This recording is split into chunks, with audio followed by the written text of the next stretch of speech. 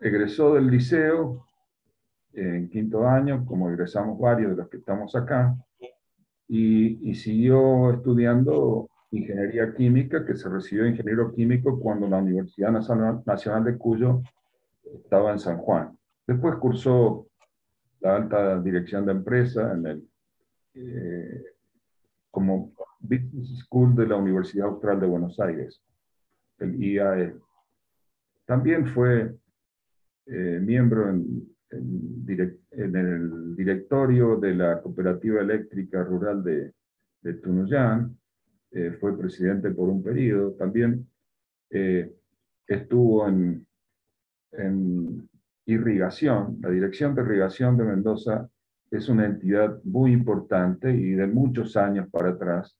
Junto con Luis fundamos el Ateneo Amigo de la Ciencia. Entre los dos empezamos las actividades y es el actual secretario. El micrófono es tuyo y adelante, te escuchamos. Bueno, muchas gracias, Raúl. Muchas gracias. Bueno, quiero primero hacer algunos agradecimientos, porque la verdad que a esta altura de mi vida ofrecer una charla sobre algo de lo que no soy experto fue un desafío enorme. Y le quiero agradecer a Raúl justamente que me animó a seguir adelante con esto. Lo mismo a Eduardo Cerdoch, que también, incluso él me hizo algunas sugerencias en cuanto a la gráfica que voy a presentar. Y bueno, al doctor Gandolfo, Ernesto Gandolfo, profesor de la universidad de la tecnológica, que me aclaró algunos puntos sobre el tema de fusión nuclear que estoy desarrollando al final de esta charla. Bueno, mire, podría significar o sonar un poco presuntuoso de mi parte que me presentara, como dije recién, haciendo esta charla sin ser experto. Pero soy habitante de este mundo, soy usuario de la energía como lo somos todos, y me preocupa el futuro de lo que está sucediendo con el uso de la energía, o sea, el famoso cambio climático. Pero no quiero dar una cátedra sobre la cosa, sobre este tema, sino que quiero brindar un panorama sobre la estructura de cómo está formado digamos, esta actividad tan necesaria para la humanidad. Entonces, simplemente lo que hago es un raconto. Voy a empezar, por eso le puse pasado, cuál es el origen, cuándo empezó el hombre a usar la energía. Y voy con los antecedentes primarios, digamos, esto, y que los primeros son, el primer uso de que se sabe del hombre, de la energía que brinda la naturaleza, es hace 1,6 millones de años antes de Cristo. El primer uso del fuego en cavernas, o sea, que un fuego que estaba a lo mejor en un bosque fue llevado por por voluntad del hombre, o sea, a propósito, para calentarse, para cocinar, para defenderse de las fieras que había en ese entonces, mucho más que ahora. Así que ese fue el primer uso que se sabe, digamos.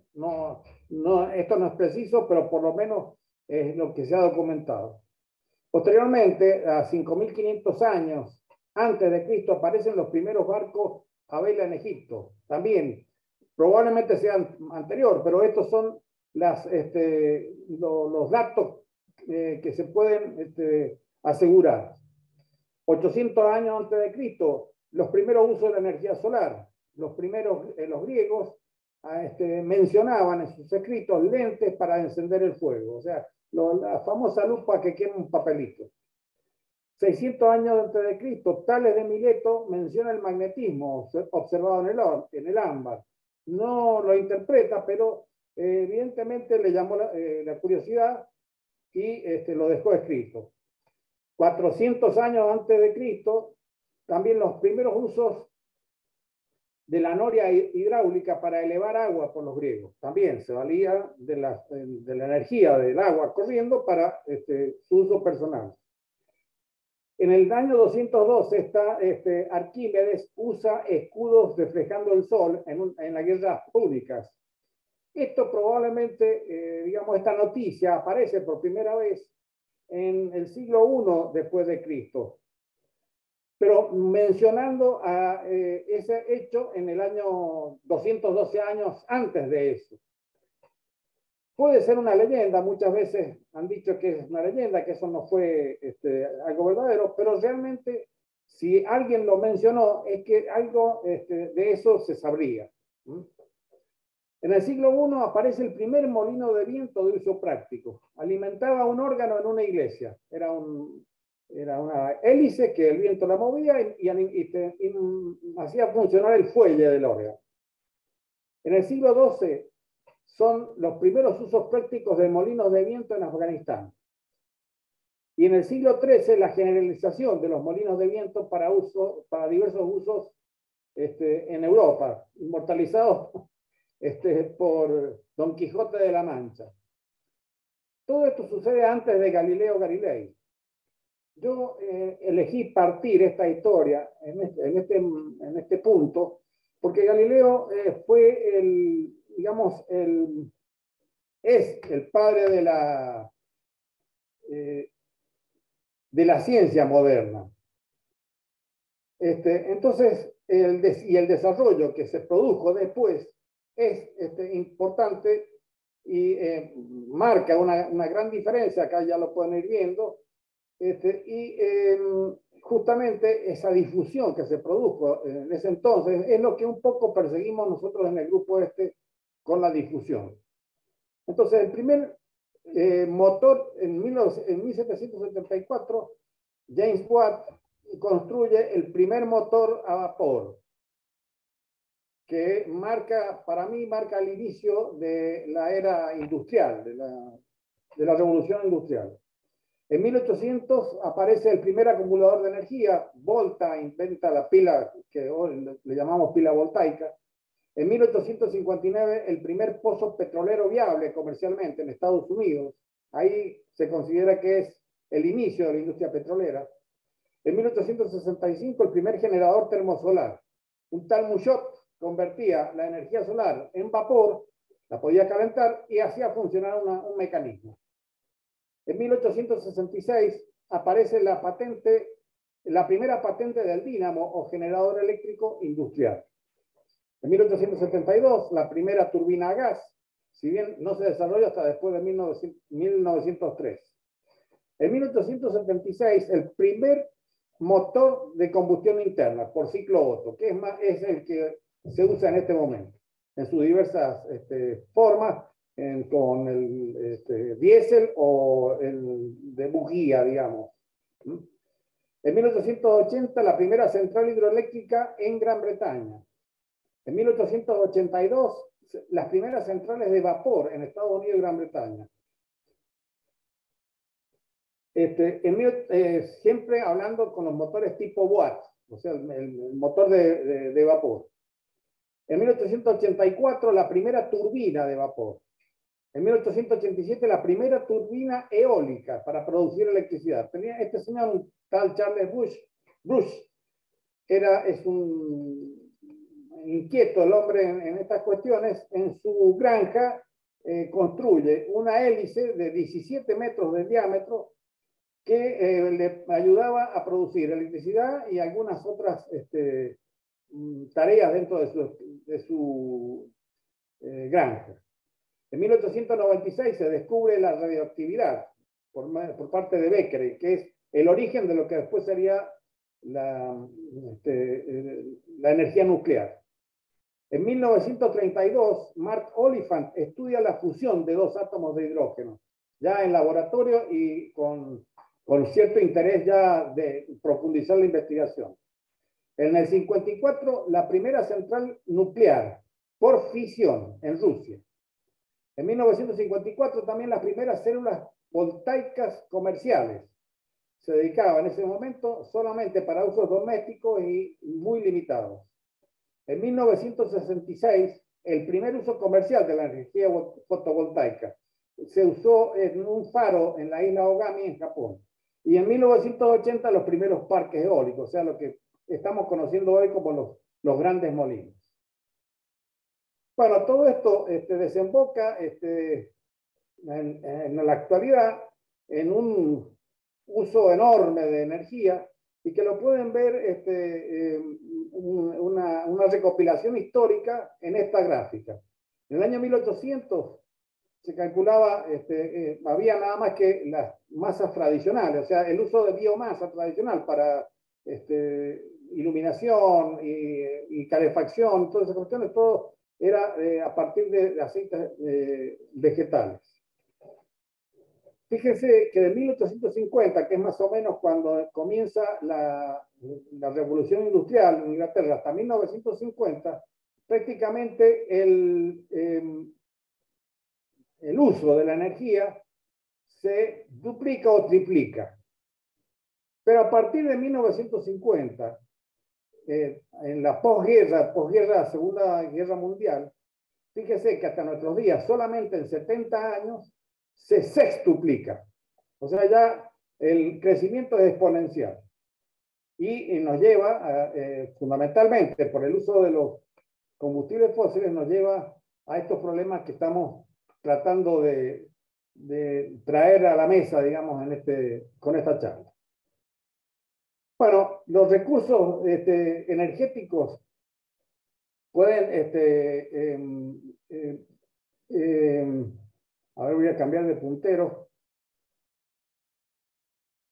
Los recursos energéticos se pueden dividir ahora, digamos, en esta época, los dividen en dos. Los recursos primarios, que son la fuente de energía en estado propio, o sea, los que se extraen de los recursos naturales de manera directa y se usan de manera directa sin ninguna transformación. Es petróleo, gas de pozo, carbón mineral, energía hidráulica, energía nuclear, eólica, solar fotovoltaica, solar térmica, energía geotérmica y energía mareomotriz. Esta energía mareomotriz tiene varias connotaciones que no la he descrito para no alargar mucho el tema, pero también tiene algunas connotaciones en algunas cuestiones que pueden ser interesantes.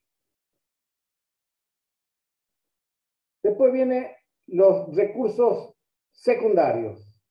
Son las diferentes fuentes de energía producidas a partir de las energías primarias o secundarias en los distintos centros de transformación, o sea, pasan por alguna transformación para poder ser consumidas de acuerdo con las tecnologías empleadas en los sectores de consumo. Es el gas de destilería, los hidrocarburos que se usan en el transporte, la energía eléctrica propiamente dicha y la biomasa. Esto es datos de Enardata, en una empresa que se dedica a estadísticas mundiales de todo tipo. Y acá están más o menos lo que el consumo en el año 2020. Fíjense cómo descendió del 2019 al 2020, cómo descendió, supongo, por el efecto de la pandemia. Bueno, a la Argentina particularmente le toca, digamos, participa con un consumo anual de 838 terawatt horas. Esa es la energía que consume la Argentina. En el caso de, voy a volver hacia atrás, si puedo. Bueno, volví. En el mundo son más o menos 14.500, 16.000 terawatts. En Argentina, 838. Y bueno, esto sería la participación de las fuentes energéticas a nivel mundial. Esto es una recopilación, no hay datos precisos. O sea, hay datos precisos, pero nunca pude conseguir así mezclados, digamos. Así que he hecho una recopilación. Ecología Verde es donde mayor cantidad de datos pude recolectar. Y va en 15 años, desde el 2004 al 2019. El petróleo, o sea, en general, los combustibles fósiles van descendiendo su participación en la grilla total de producción. Fíjense que el gas se mantiene, el carbón también se mantiene y el petróleo va disminuyendo. En general, va desde el 87% en el 2004 al 82% en el 2019. Hay una baja, o sea, hay una concientización, yo diría, en el uso en el futuro, digamos, de la energía que preocupa a todos. Y fíjense que después las energías verdes, digamos, incluyo a la energía nuclear dentro de la energía verde, que va desde el 13% al 18% de participación. La energía nuclear se mantiene, prácticamente se mantiene. Hoy en día la energía nuclear por fisión está, digamos, mantenida en un statu quo por la producción de los desechos muy tóxicos que produce esta energía, que no son inmanejables, pero son en alguna medida peligrosos y la gente le teme. La energía hidroeléctrica ha aumentado un poco, pero fíjense acá la última, se ha quintuplicado la proporción de las renovables, que son la eólica y la solar. La biomasa no la incluí acá porque es muy ambiguos los datos. No pude, digamos, conseguir datos fehacientes y que sean coherentes entre todos los expositores, o sea, todos los que manifestaban o los que proporcionaban datos. Ahora, el otro problema, digamos, como para terminar lo que es actualmente la estructura, digamos, de la energía, vamos con la distribución del consumo energético.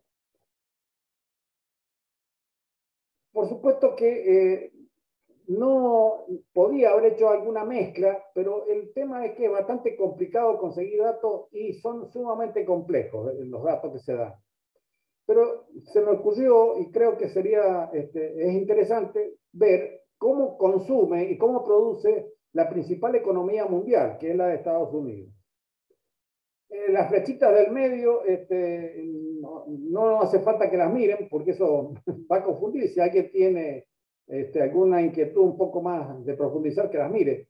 Pero acá fundamentalmente está en esta parte de las fuentes en las cuales en Estados Unidos el petróleo es el 35%, el gas es el 34%, las energías renovables son el 12%, tan importante, el carbón 10% y la nuclear el 9%. Del otro lado están los consumidores.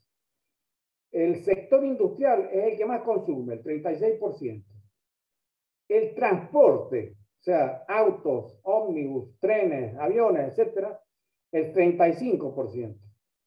En la residencial, el 17% y el comercial, el 12%. Y acá en el medio está la electricidad, el sistema eléctrico. De toda la energía que consume, solamente el 35% de la energía obtenida es enviada a sus consumidores. Se considera, ellos los norteamericanos consideran que el 65% se pierde. Gran parte de la pérdida se produce dentro de lo que es la generación de la corriente y gran parte también en el transporte de la corriente. Se calcula que cada 1000 kilómetros de una línea se pierde un 1% entre el 1 y el 3% de la energía que conduce. Bueno, se me ocurrió hacer algo parecido para Argentina. Estos son todos datos que ofrece la Secretaría de Energía de la Nación en su balance energético, en este caso el nacional del 2020, del 2020. Y los datos que proporcionan son datos provisorios y datos no revisados, por lo cual me costó comprobar, digamos, el equilibrio del balance, pero por muy poca diferencia. Acá en Argentina, el 55% de la energía proviene del gas, el 29,8% de petróleo, el 5,9% de biomasa. Acuérdense que nosotros somos productores de biodiesel y que estamos exportando a Estados Unidos bastante cantidad de biodiesel y que deben recordar que tuvimos algunos problemitas con esta cuestión, con Donald Trump. En energía hidráulica el 3,9%, la nuclear el 2,8%, carbón y otros 1,3%, y fíjense que la energía solar y la eólica y la solar todavía no llegan al 1% entre las dos. El consumo final, el 31,7% es transporte, 24,9% residencial, 22,9% industria, 8% comercial y público, 6,5% agropecuario y 6% no energético. Y en el medio está la energía. Y fíjese, las pérdidas, acá pude determinar perfectamente, las pérdidas por procesamiento son 45%. Y las pérdidas por transporte, el 13,9%. Esto hace más o menos el 60%. Y son datos coherentes con lo que produce, con lo que saqué de Estados Unidos. O sea, somos bastante similares, no estamos fuera de tono. Y acá, en general, acá abajo, en este último, están las pérdidas por consumo propio, son en electricidad, pérdida y consumo propio. La electricidad produce el 16,8% de todas las pérdidas, el petróleo el 3,4% y el gas el 7%. Todo esto son datos que ofrece la energía, la Secretaría de Energía de la Nación y CAMMESA, que es una sociedad anónima que comercializa toda la energía a nivel de mercado mayorista de electricidad. Esto voy a volver un poquito acá. Fíjense que siempre se ha dicho que si los autos, y esto es muy frecuente en las conversaciones de café y en todo lo demás, que dotando a los motores, a los autos y a los transportes de motores eléctricos, solucionaríamos el problema. No lo vamos a solucionar. Solucionaríamos nada más que el 30% prácticamente del problema.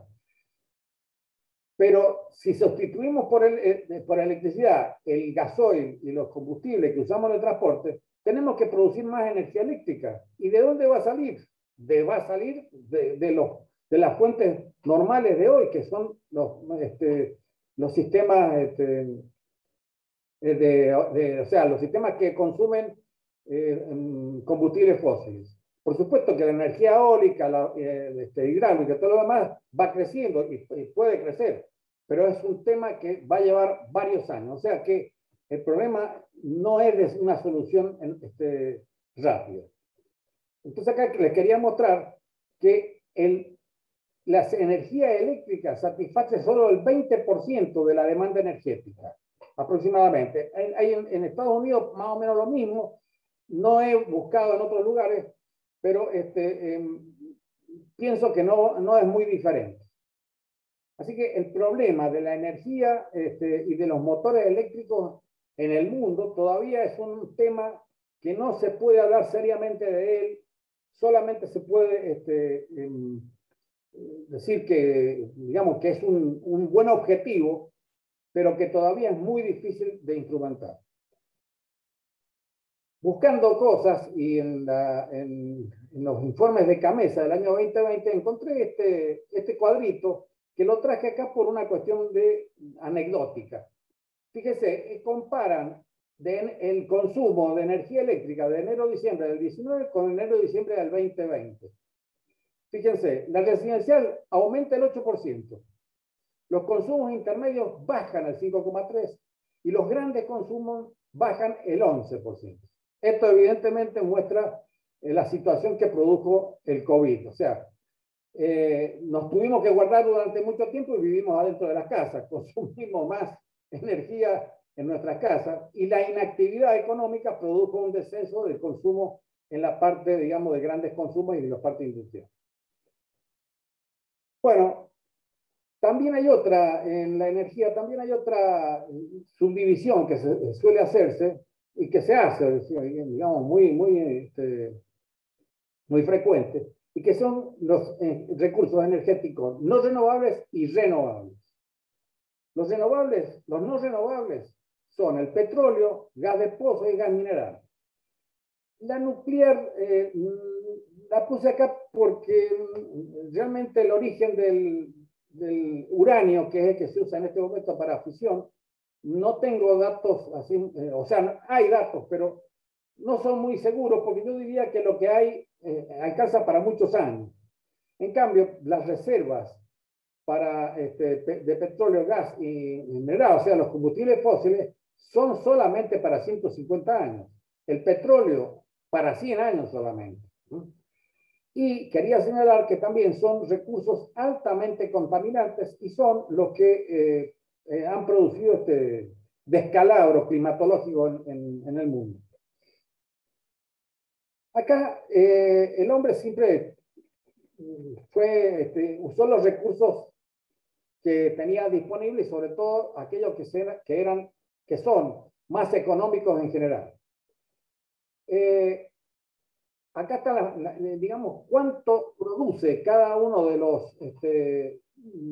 los combustibles, de cuánto se puede obtener de energía. El carbón nos puede dar más o menos 9 kilovatios por kilogramo, kilovatio hora por kilogramo. Una heladera, supóngase, puede estar consumiendo entre 1000 y 1500 vatios, o sea, 1 kilovatio hora. Una heladera, o sea que con 1 kilo de carbón podríamos hacer funcionar una heladera durante 6 horas. Esto es para que tengan un conocimiento, digamos, de la capacidad que tendría. El fuel oil tiene 12,8, el hidrocarburo promedio, que es el que se usa para el transporte, en 13, y el propano, que es el gas licuado que se consume en garrafa, tiene 14 kilovatios hora por kilogramo. De esto vamos a volver más adelante. Los recursos renovables son la hidráulica, la geotérmica, la mareomotriz y la biomasa, o sea, cuyos recursos aparentemente no se consumen, pero su amplificación, o sea, su difusión como reemplazo de los combustibles fósiles no es sencilla. Primero, la hidráulica está limitada por la ecología. Hacer un dique en muchos lugares ahora implica traslado de población, implica ocupación de tierras que pueden producir comida para el hombre y para animales, etc. La geotérmica también son recursos limitados, por lo menos por ahora, porque su uso se limita a aquellos lugares donde, digamos, la energía se puede obtener muy fácil porque emerge a la superficie terrestre. O sea, la geotérmica proviene digamos, de la profundidad del planeta. Hay algunos usos geotérmicos, como por ejemplo los pozos canadienses, que le llaman, que son unos tubos, o sea, unos tubos que se colocan 2 o 3 metros bajo tierra, con una cierta longitud, y enfrían el aire, porque la tierra está bastante, por lo general, es muy estable y está bastante por debajo de la temperatura que en verano sobre todo, que está el ambiente en general, el clima. Entonces, enfrían de esa forma, el único gasto es un ventilador, y con eso pueden, digamos, suplantar un climatizador eléctrico, un aire acondicionado eléctrico. Después, por eso, son recursos limitados. La mareomotriz también son recursos limitados, al menos por ahora, porque no hay, digamos, uso masivo de estos. Hay en Nueva York, había creo, un supermercado que instaló una hélice en el río que funciona con el ingreso y el egreso de la marea a ese río. Y después la biomasa. Y acá digo que son recursos limitados porque la biomasa proviene de aceites vegetales. Y acá estaríamos compitiendo la energía con la alimentación humana y de los animales en general, o sea, de la fauna mundial. Ahora hablo de la energía solar en particular. Es la energía disponible de la radiación solar. La NASA de Estados Unidos establece como el constante solar a un 1353 watts por metro cuadrado. Esto es en la estratosfera, o sea, sin ningún filtro entre el Sol y la Tierra.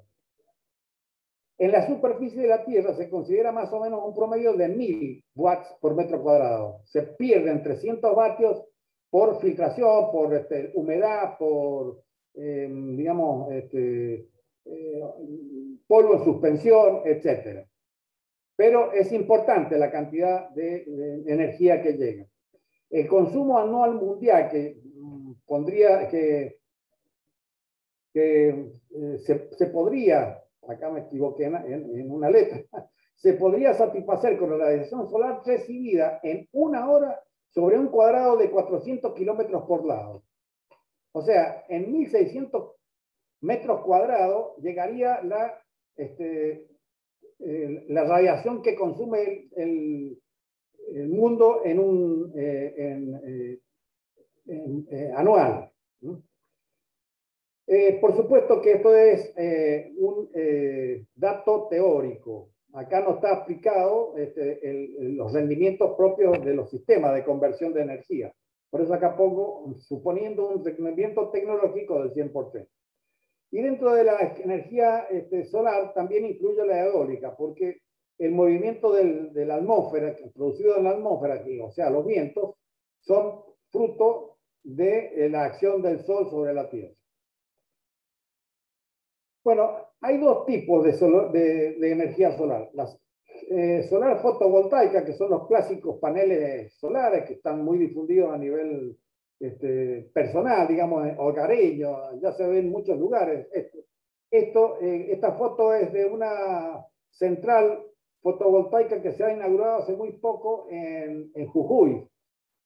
300.000, 900.000 placas solares que podrían dar energía a unos 25.000 hogares.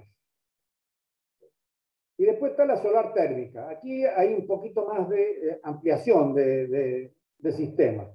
En primer lugar, acá a la izquierda abajo tenemos los clásicos calentadores o calefones solares. Calientan el agua que usamos dentro de la casa. Y acá a la derecha tenemos dos sistemas ya para grandes provisiones o grande producción de energía eléctrica. Todo siempre acá, en este caso, para producción eléctrica.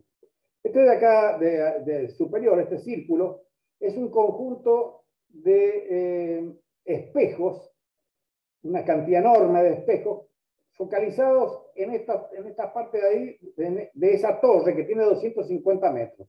Esta instalación está en el desierto de Atacama, en Chile. Y se cree, según expresan ellos, es la primera y la más grande de su tipo en el mundo. Esta torre tiene 250 metros, como dije, y calienta la cabeza de la torre a 560 grados de temperatura. Hay toda una instalación que hace circular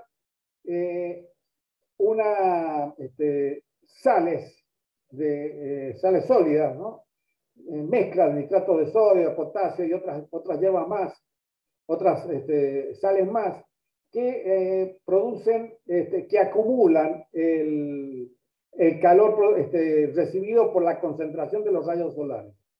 Aquí, esta concentración, o sea, cuando una sustancia produce una fusión, libera absorbe energía, mejor dicho. Entonces, fíjense lo que sucede con el hielo. 1 centímetro cúbico de agua, para subirle 1 grado, se hace necesaria 1 caloría. Esa es la definición de la caloría en termodinámica. Pero para fundir un centímetro cúbico de hielo hace falta 60 calorías. O sea, ven que la cosa cambia. Lo mismo sucede con estas sales.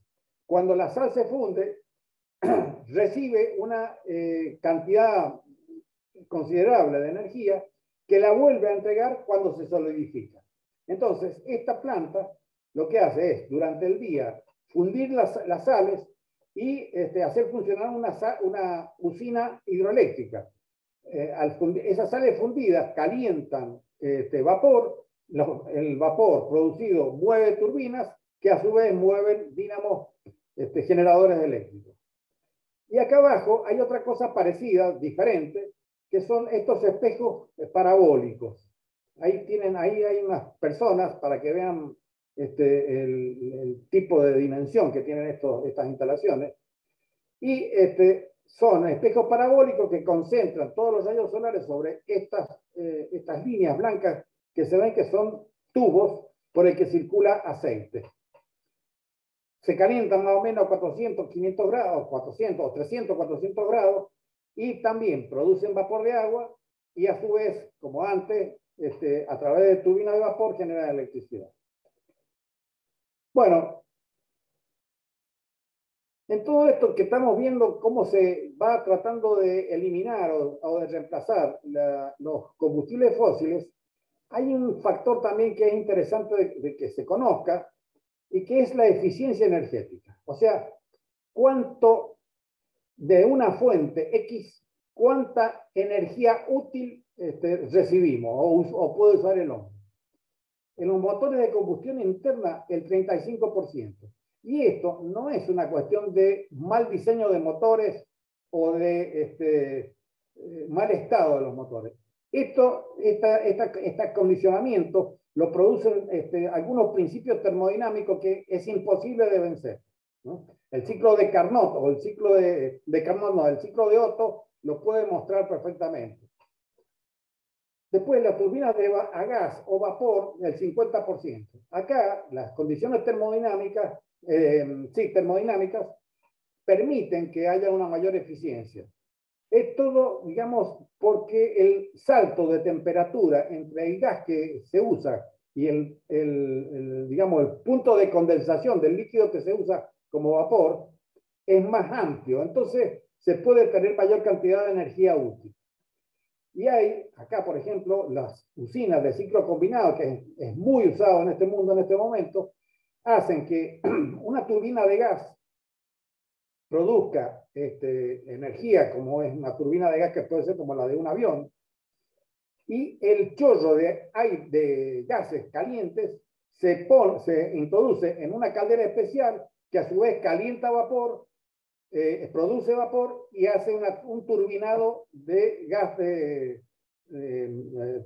turbinado de turbina de vapor y por supuesto un aprovechamiento secundario, le llaman, de la energía. Ahí aumentan al 60%. Después están las células fotovoltaicas. Hasta la fecha, pongo la fecha porque esto es una cosa bastante nueva, solamente el 20% de la energía que recibe se produce como energía eléctrica. Las placas térmicas, por ahora, el 15% solamente. La concentración solar, según la cuenta que yo saqué en base a las superficies del sol que ofrecen las empresas que hacen esta concentración que mostré en la fotografía, es también el 15%. Y la turbina eólica es la que mejor, de las renovables, la que mejor rinde y da un 30%.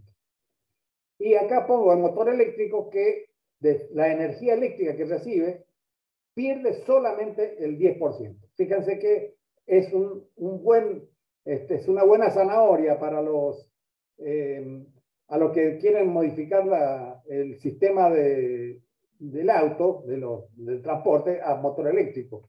Es un buen objetivo.